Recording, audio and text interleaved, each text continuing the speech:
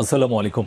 বাংলা সংবাদে আপনাদের সবাইকে স্বাগত জানাচ্ছি। আমি ফিরোজ তোহা। শুরুতেই বিআরবিকেবলস সংবাদ শিরোনাম।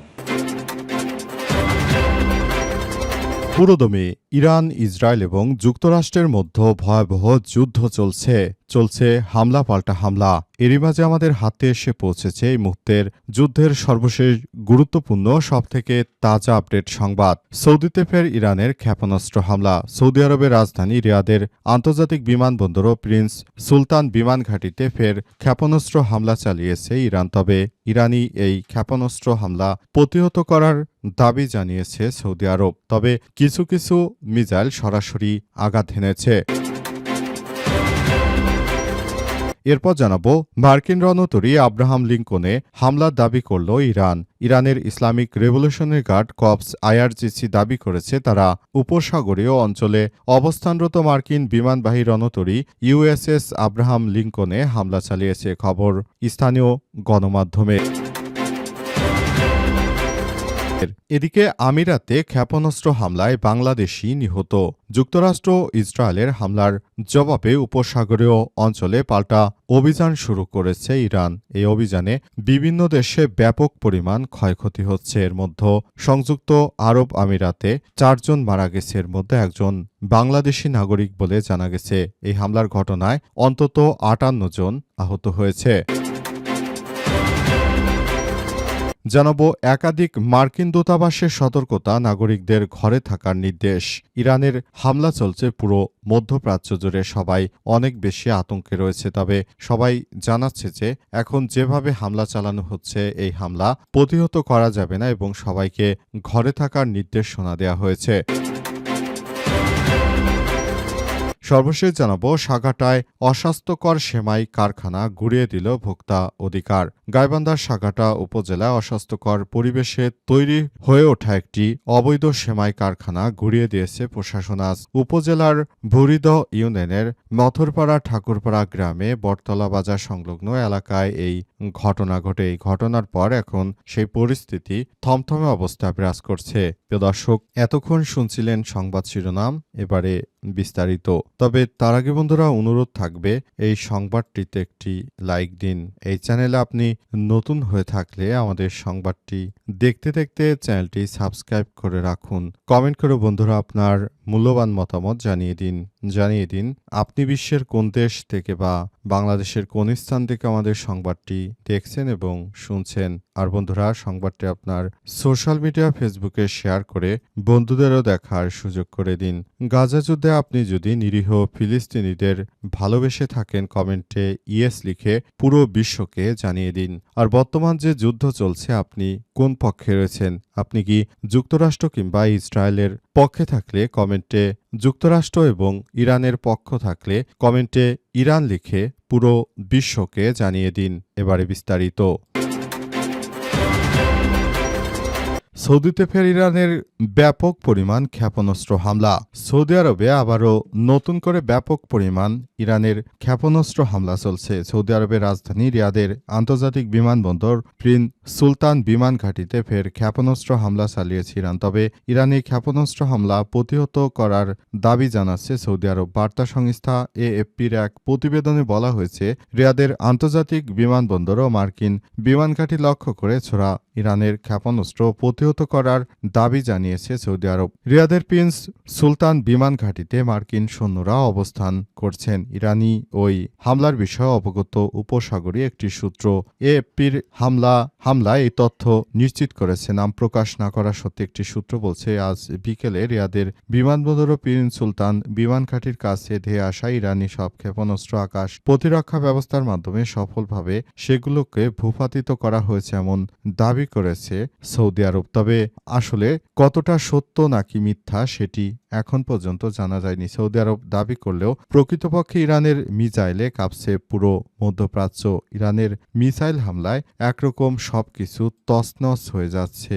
এসব মিসাইলগুলো কোনোভাবেই ঠেকাতে পারছে না যুক্তরাষ্ট্রের যে মিত্র রয়েছে তাদের মিত্ররা কোনোভাবেই মিসাইলগুলো ঠেকাতে পারছে না। তারা একরকম অসহায় হয়ে পড়েছে। মার্কিন রণতরী আব্রাহাম লিঙ্কনে হামলার দাবি ইরানের। যুক্তরাষ্ট্রের পক্ষ থেকে দুটি বিমানবাহী রণতরী দুই পাশে রাখা হয়েছে ইরানের, যাতে করে সহজেই ইরানকে কাবু করা যায়। তবে ইউএস আব্রাহাম লিঙ্কন নামের যে বিমানবাহী রণতরী রয়েছে সেখানে 4টি ব্যালিস্টিক ক্ষেপণাস্ত্র দিয়ে হামলা চালিয়েছে ইরান, এমনটাই জানিয়েছে ইরানের সেনাবাহিনী আইআরজিসি। আজ আইআরজিসির পক্ষ থেকে সব কথা নিশ্চিত করা হয়েছে। সেখানে বলা হয়েছে যে পুরো প্রক্রিয়াটি অবশ্যই চলতে থাকবে এবং এই প্রক্রিয়ার মধ্য দিয়ে সবাইকে নিয়ে আমরা এগিয়ে যেতে চাই। সবাইকে নিয়ে আমরা একটি সুন্দর ও সম্প্রীতির একটি আধুনিক বাংলাদেশ, একটি আধুনিক ইরান এবং আধুনিক ইরান আমরা গড়ে তুলতে চেয়েছিলাম, কিন্তু সেখানে আমাদেরকে নানাভাবে বাধা দেওয়ার চেষ্টা চালিয়ে যাচ্ছে মার্কিন যুক্তরাষ্ট্র। তবে মার্কিন যুক্তরাষ্ট্র আসলে শেষ পর্যন্ত তারা ইরানের উপর হামলা চালিয়ে একরকম বড় ভুল করেছে। ইরানের পক্ষ থেকে একটি শক্তিশালী আক্রমণ হচ্ছে এবং এই আক্রমণে ধ্বংস করে দেয়া হচ্ছে বিভিন্ন গুরুত্বপূর্ণ স্থাপনা। সব স্থাপনার মধ্যে রয়েছে যুক্তরাষ্ট্রের কোটি কোটি ডলার মূল্যের বিভিন্ন সামগ্রী। এসব সামগ্রীর মধ্য দিয়ে মার্কিন যুক্তরাষ্ট্র তারা তাদের আধিপত্য বিস্তার করতে সব অস্ত্রশস্ত্র মূলত এখন সবকিছু ইরানের হামলায় ধ্বংস হয়ে যাচ্ছে। বিশেষ করে সংযুক্ত আরব আমিরাত, সৌদি আরব, কুয়েত, কাতার, বাহরাইন সহ যেসব রাষ্ট্রগুলির কাছে যুক্তরাষ্ট্র অস্ত্র বিক্রি করে থাকে, এসব রাষ্ট্রের উপরই মূলত ইরান হামলা চালাচ্ছে। ইরানের এই হামলায় তছনছ হয়ে যাচ্ছে যুক্তরাষ্ট্রের এসব অস্ত্রশস্ত্র। এমনকি যুক্তরাষ্ট্র এখন কোণঠাসা হয়ে পড়েছে। তারা একরকম এই হামলা করে নিজেরাই ভয়ের মধ্যে রয়েছে। আমিরাতে ক্ষেপণাস্ত্র হামলায় বাংলাদেশি নিহত। যুক্তরাষ্ট্র ও ইসরায়েলের মধ্যে পাল্টাপাল্টি হামলার জবাবে উপসাগরীয় অঞ্চলে পাল্টা অভিযান শুরু করেছে ইরানেতে সংযুক্ত আরব আমিরাতে ক্ষেপণাস্ত্র হামলায় এক বাংলাদেশি সহ 4 জন নিহত হয়েছে। এর মধ্যে একজন পাকিস্তানের নাগরিক, একজন নেপালের নাগরিক, আর আহত হয়েছে 58 জন। আহতদের মধ্যে সংযুক্ত আরব আমিরাত, মিশর, Ethiopia, Philippine, Pakistan, Iran, Bharat, Bangladesh, Sri Lanka, Azerbaijan, Yemen, Uganda, Eritrea, Lebanon এবং আফগানিস্তানের নাগরিক রয়েছে বলে জানা গেছে। অধিকাংশ আহতের আঘাত সামান্য বলে জানা গেছে। আমিরাতের প্রতিরক্ষা মন্ত্রণালয় জানিয়েছে তারা 165টি ব্যালিস্টিক ক্ষেপণাস্ত্র শনাক্ত করেছে। এর মধ্যে 125টি ধ্বংস করে দিয়েছে। পাশাপাশি 2টি ক্রুজ ক্ষেপণাস্ত্র ভূপাতিত করা হয়েছে। এক বিবৃতিতে মন্ত্রণালয় আরও জানায় মোট 541টি ইরানি ড্রোন শনাক্ত করা হয়েছে। এর মধ্যে 506টি প্রতিহত বা ধ্বংস করা হয়েছে। প্রতিরক্ষা মন্ত্রণালয় জানিয়েছে আকাশ প্রতিরক্ষা ব্যবস্থা ক্ষেপণাস্ত্র ড্রোন ভূপাতিত করার সময় কিছু ধ্বংসাবশেষ দেশের বিভিন্ন স্থানে পড়ে এতে কয়েকটি বেসামরিক সম্পত্তিতে মাঝারি মাত্রার ক্ষতি হয়েছে।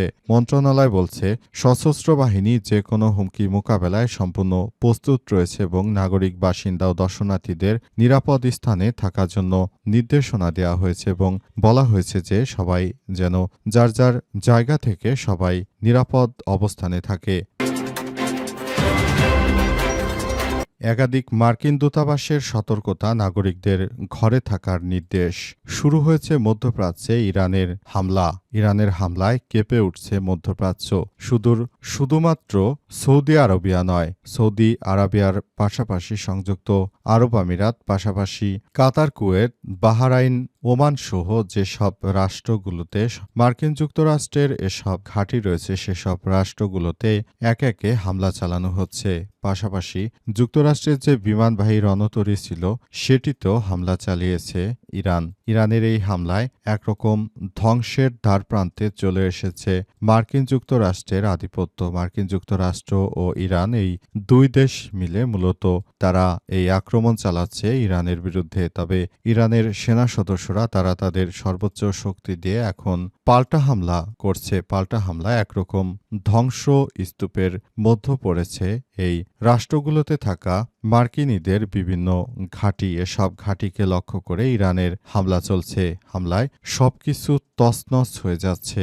ইরান মনে করেছিল যে তাদের এই কার্যক্রম, যুক্তরাষ্ট্র মনে করেছিল ইরান হয়তো ততটা ভালো কোনো কিছু করতে পারবে না, কিন্তু ইরানের এখন এই মুহূর্তে সর্বশেষ পরিস্থিতি অনুযায়ী দেখা যাচ্ছে যে আসলে মার্কিন যুক্তরাষ্ট্রের প্রেসিডেন্ট তিনি যে ধারণা নিয়ে ইরানে হামলা করেছিলেন সেটি আসলে বাস্তবতা ভিন্ন দিকে। ইরানের শক্তি দেখে তিনি একরকম হতাশায় পড়েছেন।